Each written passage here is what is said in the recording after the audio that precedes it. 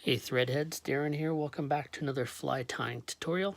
Today we're going to be tying a variation of the Pink Squirrel Nymph, and this one was suggested to me by a fellow named Pat, and he made the suggestion in the comment section of the original fly I did for the Pink Squirrel Nymph, also known as the Persuader. I'll put a link in the description and a card so you guys can find that original. Let's get into the fly. We'll start off by getting a fresh hook in the vise. So I've got on here already a 3.8 millimeter gold tungsten bead. And for the hook, I'm going to be using a Firehole. And this is model number 633 in a size 12. We're going to add a touch of extra weight to the fly here. So I've got some 0.20 lead wire. We're just going to add 5 or 6 wraps in behind the bead.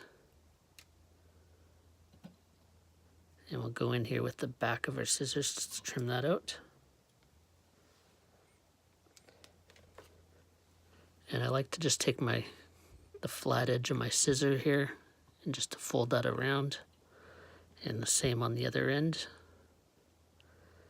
And that way I don't have any waste. Then we can just push that lead up under the bead, and it'll kind of secure this bead as well. For thread, I'm using Danville 6/70D, and I believe this is the coral pink. And the Danville, it's a nice thread. It's the 6/0 is pretty nice to work with, but occasionally I find that you get a spool that's a little bit weaker than the normal, and so it's more equivalent to maybe a 50 denier thread or something to that effect. So let's just start off by putting a bit of thread in here. We'll just kind of cover over the extra weight that we put in behind the bead, and we'll create a bit of a taper into the hook shank and just kind of smooth out that body a little bit. So for the tail, we're going to be using a rainbow crystal flash, and maybe a little bit difficult to see, but this has several different colors of some of it's two-toned, so you'll have like a gold and pink, or a silver and gold, or a blue and pink tinsel, and it's all mixed together here. So we're going to take 2 different colored strands. So we've got a pink and gold, and looks like a blue and pink or something like that.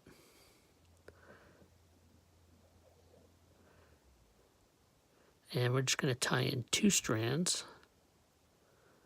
I'm going to kind of measure that about the length of the fly. I like to tie those in just a touch long. And we'll tie that on right on top of the hook shank. Come back, trim off the excess. Save the rest for the next fly. Then next we're going to come in with a little bit of ultra wire. I'm going to be using a brassy size on this size 12. If you're tying smaller than size 12, I recommend going down a size, down to the small diameter. All right, so I'm going to tie this in on the tire side, along the side of the shank. I'm going to tie it down into where the tail was tied in. And I like to have the wire in at the side and the tail in on top. Next, we're going to take a little bit of black dubbing. I've just got a little bit of laser dub here. I don't have a squirrel dubbing, but I would suggest using like a black squirrel or black rabbit dubbing just to kind of get that fairly spiky. So I'm just going to add a thin dubbing noodle, and we're going to wrap that forward, right up to the back of the bead. We just want to kind of keep that taper in mind as we're tying the fly.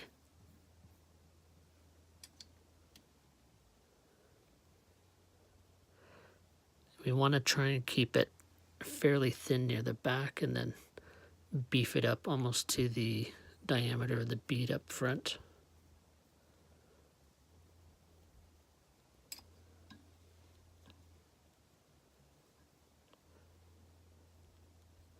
It looks not too bad. All right, I'm just going to add a half hitch just to make sure that doesn't come unraveled here.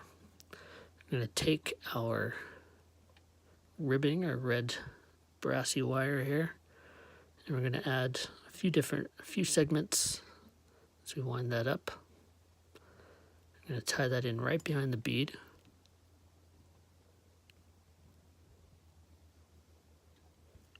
And I just make sure that I go on both sides of that wire just to kind of lock it in place. And you can either cut that with the back of your scissors, or if you've got that wire secured, you can just pull up on it and give it a few wiggles and it should break off. All right, so now we just need to add a little bit of collar here, and I'm going to be using my diamond dub. Got a bunch of different colors here.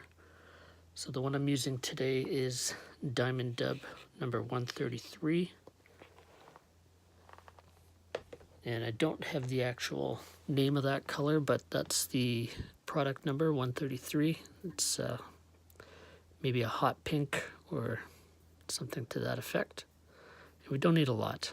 We just need about 2 inches of a fine dubbing noodle on there. We just want to create a little collar on the front there. That looks great. We'll give that 2 whip finishes.